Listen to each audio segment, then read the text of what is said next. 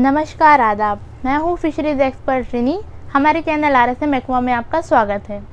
आज की इस वीडियो में मैं आपको बताऊंगी कि ग्रास कार्प की फ़िश फार्मिंग पॉन्ड में कैसे करें और साथ ही साथ हमारी जो ग्रास कार्प फ़िश है इसे हम कम इन्वेस्टमेंट में भी कर सकते हैं। जैसे बहुत सारे लोग होते हैं, बहुत सारे फार्मर्स होते हैं जो किसी न किसी तरीके से पॉन्ड कंस्ट्रक्शन, पॉन्ड वगैरह का इंतज़ाम कर लेते हैं, पॉन्ड बना लेते हैं, लेकिन उसके बाद उसमें कल्चर करने के लिए, कोई भी स्पीस की उसमें कल्चर करने के लिए उन्हें फाइनेंशियल प्रॉब्लम हो जाती है। उनके पास इतना इन्वेस्टमेंट नहीं रहता है कि वो कल्चर कर सकें। तो इसके लिए वो ग्रास कार्प फ़िश के साथ फ़िश फार्मिंग कर सकते हैं।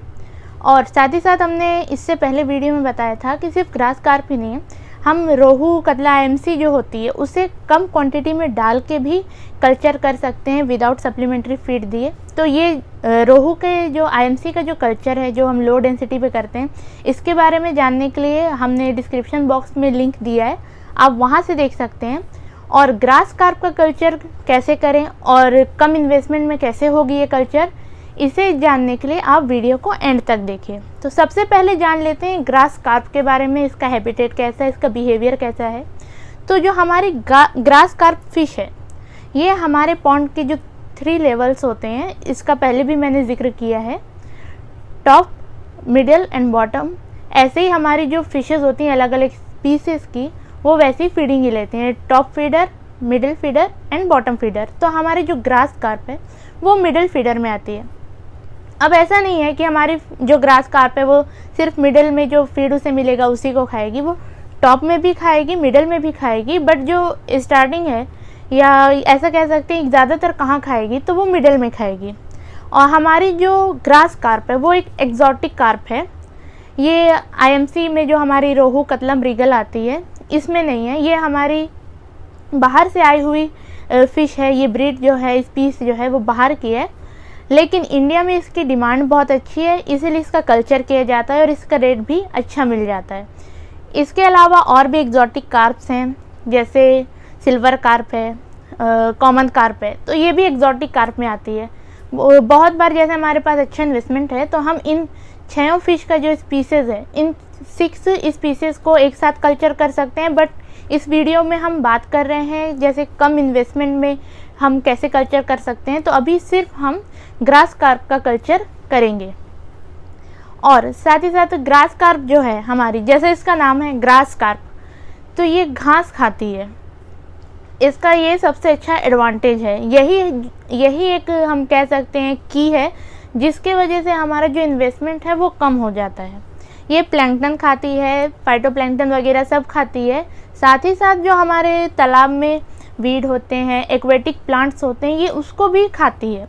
और ये अपने बॉडी वेट का, एक दिन में अपने बॉडी वेट का डबल फीड खा। अब बात करते हैं ग्रास कार्प की फ़िश फार्मिंग की, कि इसका कल्चर कैसे करना है।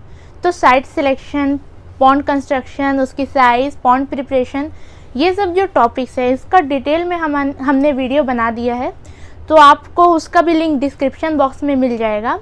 और ये जो हमारा कल्चर है ग्रास कार्प का, ये सेम रहेगा अदर कार्प्स जो हमारी IMC वगैरह है उनको जैसे करते हैं सेम वैसे ही करेंगे। थोड़ा सा जो वेरिएशन आएगा वो है साइज़ में।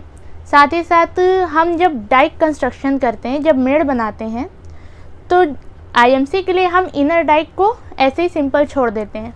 बट जब हम दिमाग में ये रख के चल रहे हैं कि हमें ग्रास कार्प ही करनी है, या फिर हमने फ्यूचर के लिए सोच के रखा है, आपके पास अगर अच्छा इन्वेस्टमेंट है, आप IMC या ये पूरी 6 जो स्पीस होती है उसका कल्चर करना चाहते हैं, तो उस केस में जो हमारा डाइक होगा उसके जो इनर स्लोप होंगे उस पर हम हाइब्रिड नेपियर, गनी ग्रास और एलिफेंट ग्रास जैसी ग्रास का प्लांटेशन कर देंगे। और उसके बाद पॉन्ड प्रिपरेशन करेंगे, उसमें जो पानी है वो भरेंगे।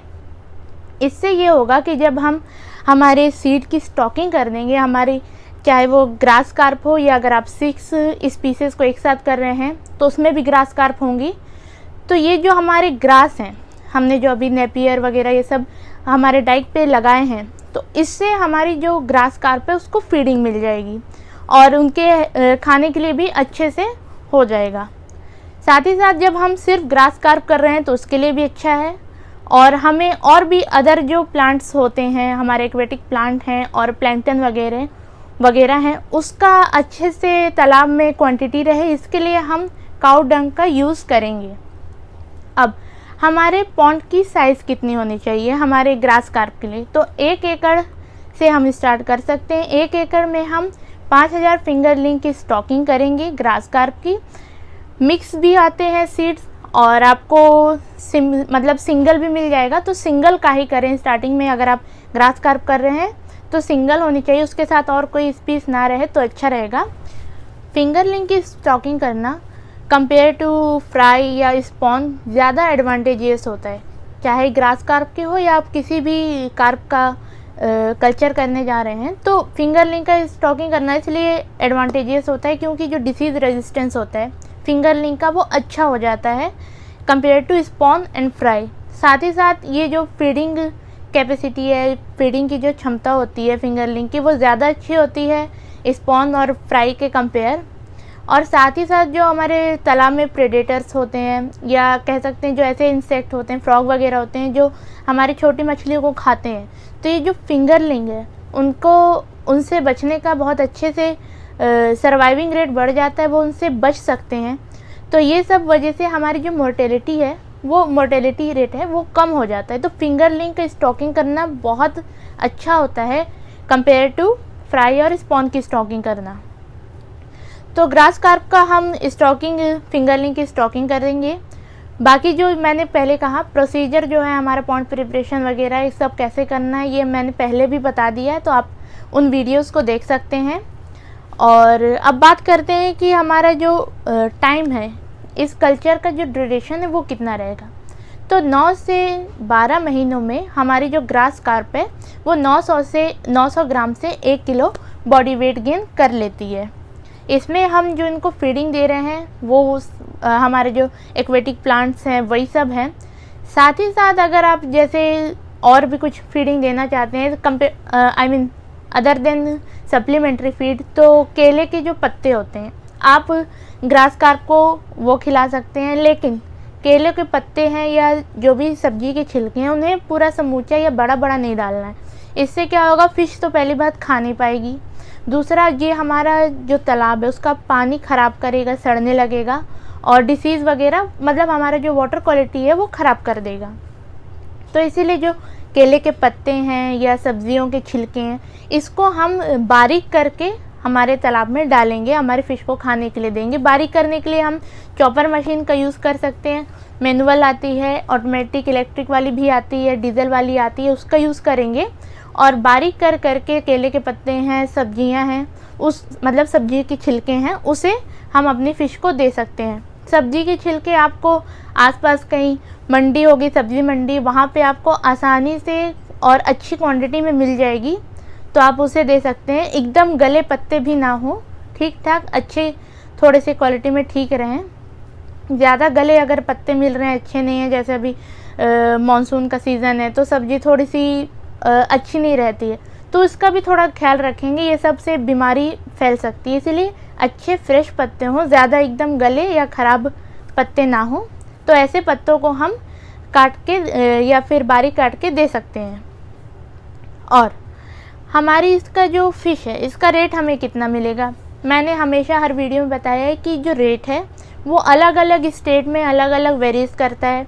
कहीं रेट किसी फ़िश का ज़्यादा रहता है, कहीं रेट उसका मीडियम रहता है, और वही फ़िश का कहीं किसी और स्टेट में थोड़ा कम मिलता है, तो वो डिमांड पर है। यहाँ पे अभी नॉर्मली बात की जाए तो हमारी 900 ग्राम से 1 किलो की ग्रास कार्प है, उसका हमें 110 से 120 आराम से मिल जाएगा। और या ये भी कह सकते हैं जो हमारा IMC का रेट है ये उसी के रेट में जाती है। आप जैसे इन्हें कुछ फीडिंग कराना चाहते हैं, इसमें ज़्यादा आपका पैसा भी ना लगे, तो उसके लिए मैंने आपको बताया केले के पत्ते, सब्ज़ी के छिलके दे सकते हैं, लेकिन इन्हें आपको फ़िक्स टाइम पे देना है। जैसे हम जो सप्लीमेंट्री फीड होते हैं, मछली के दाने होते हैं, उसको हमेशा फ़िक्स टाइम पे देते हैं, 2 टाइम या 3 टाइम पर फिक्स टाइम पे देते हैं। वैसे ही आपको ये जब छिलके केले के पत्ते देने हैं तो इसका भी आपको फ़िक्स टाइम रखना है। अगर आपने फ़िक्स टाइम पे नहीं दिया तो रूटीन ख़राब हो जाएगी हमारे फ़िश की, और फिर वो सही से फीडिंग नहीं लेंगी और ग्रोथ नहीं आएगी, तो इसीलिए इसका फ़िक्स टाइम रखना है। साथ ही साथ वाटर क्वालिटी मैनेजमेंट बहुत ज़रूरी है।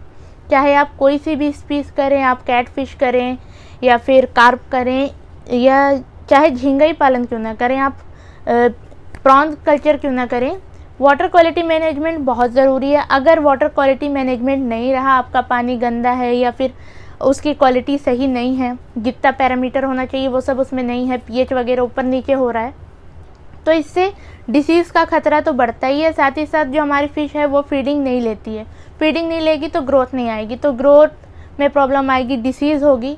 तो वाटर क्वालिटी मैनेजमेंट ज़रूर रखें। उसके लिए हम टाइम टू टाइम लाइमिंग करते हैं, और क्योंकि हमारी ये ग्रास कार्प है तो हमें हमारे जो तालाब है उसमें एक्वेटिक जो प्लांट है उसकी अवेलेबिलिटी सही रहे, जू प्लैंकटन वगैरह फाइटोप्लैंकटन है उसकी अवेलेबिलिटी सही रहे। तो इस कल्चर में हम काऊ डंग का थोड़ा ज़्यादा जल्दी यूज़ करेंगे। तो हम पहले कितना काऊ डंग डालते थे वो वीडियो आपको उसका डिस्क्रिप्शन बॉक्स में लिंक मिल जाएगा कि कैसे कितना हमें वाटर क्वालिटी मैनेजमेंट करनी है, लाइम कितना डालना है, कितने टाइम पे डालना है, काऊ डंग का कितना क्वांटिटी में पर एकड़ यूज़ करना है, तो वो इन सब के बारे में आपको उस वीडियो में मिल जाएगा। और जैसे मैंने कहा ये सेम IMC का जो हमारा कल्चर होता है उसी की तरह होगा, तो इन सब का डेटा आपको उस वीडियो में मिल जाएगा, वहाँ से आप देख सकते हैं। तो ग्रास कार्प से हम कम इन्वेस्टमेंट में भी एक अच्छा कल्चर ले सकते हैं। और ये हम एक ऐसा स्टार्टर, अगर जैसे हमारे पास इन्वेस्टमेंट का पैसा कम है तो हम ग्रास कार्प से स्टार्ट करते हैं, इससे कर सकते हैं। और इससे जो हमें प्रॉफिट मिलेगा, इससे जो हमें रकम बचेगी, तो उससे हम फिर जो नेक्स्ट सीज़न आएगा उसमें कोई डिफरेंट स्पीस डालने की सोच सकते हैं। तो अगली वीडियो में हम आपको ऐसी और जानकारी देंगे, अलग अलग फ़िश के कल्चर के बारे में बताएंगे, उनके फ़िश फार्मिंग, उनकी हैबिटेट, बिहेवियर के बारे में बताएंगे। अभी बहुत सारे टॉपिक बाकी हैं। तो मिलते हैं अगली वीडियो में, तब तक हमारे चैनल पे बने रहें। नमस्कार।